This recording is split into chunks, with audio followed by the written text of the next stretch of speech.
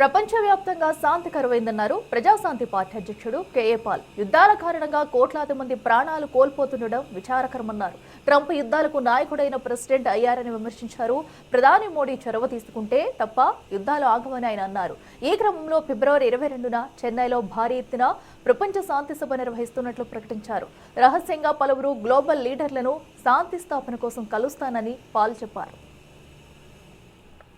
American cancer సెనెట్లో నేను ఇచ్చిన సందేశం, నేను చేసిన ప్రార్థన ఎంత చక్కగా అక్కడ అందరూ రిసీవ్ చేసుకున్నారంటే నేనే షాక్ అయ్యాను. 58 యుద్ధాలు ప్రపంచంలో, మన దేశ బడ్జెట్ ఎంతో, సంవత్సరానికి 3 ట్రిలియన్ యుద్ధ సామాగ్రి ద్వారా వాళ్ళకి 3 ట్రిలియన్ వస్తుందని, కానీ నష్టం ఎంత వస్తుంది? 89 నుండి 4 ట్రిలియన్ అప్పు ఈరోజు దాదాపు 40 ట్రిలియన్ అయింది కదా. వారు చేసిన యుద్ధాల ద్వారా కోట్ల మంది చనిపోతున్నారు కదా.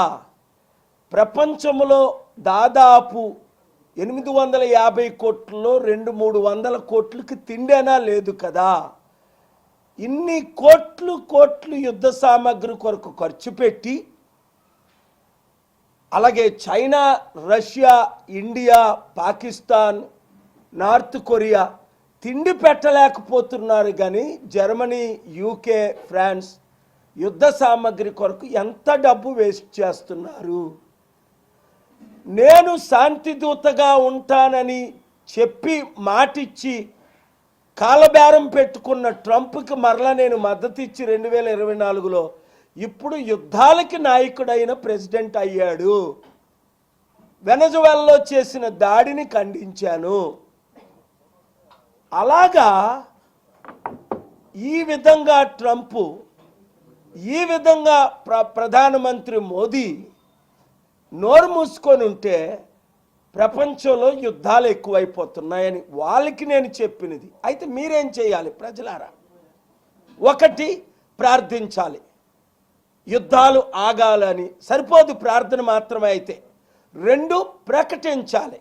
Each one reach 10, each one reach 100. అందుకనే ఫిబ్రవరి 22న ఆదివారం సాయంత్రం 6 గంటలకు చెన్నై, మద్రాసులో ప్రపంచ శాంతి సభ ఎప్పుడు ఎవరు కని విని ఎరగనంతగా పెడుతున్నాం.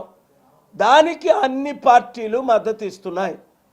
పార్టీలకు, కులాలకు, మతాలకు అతీతంగా ఎన్నో అన్యాయాలు జరుగుతున్నాయి, ఎన్నో హత్యలు జరుగుతున్నాయి. నిన్న ఎయిర్పోర్ట్లో వచ్చినప్పుడు 400-500 మంది జగన్ వస్తున్నారని వెయిటింగ్ ఉన్నారట. ఆ 400-500 మంది కూడా నన్ను గ్రీట్ చేసి నన్ను బయటకు రానివ్వలే, సెల్ఫీలు తీసుకుంటూ. అంటే అర్థం చేసుకోండి, జగన్ కొరకు వచ్చిన 400-500 మంది కూడా నా ఫాలోవర్సే. చంద్రబాబు నాయుడు గారితో ఉన్నవారు కూడా నా ఫాలోవర్. ఎందుకు? వారు శాంతి ఫాలోవర్స్ కాబట్టి. మన తేడాలు మనం పక్కన పెడదాం, రాజకీయాలు పక్కన పెడదాం, శాంతిని ముందుకు తీసుకెళ్దాం, శాంతి దేశంగా మరల పేరు సంపాదిద్దాం, యుద్ధాలన్నీ ఆపి శాంతిని ముందుకు తీసుకెళ్దాం.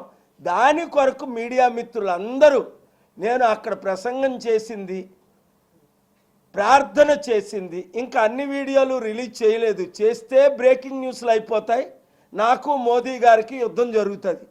అందుకని వారు చెప్పినవన్నీ ఎడిట్ చేసి, వారు పలికిన మాటలన్నీ ఎడిట్ చేసి మేము వీడియో రిలీజ్ చేసాం. ఎన్నో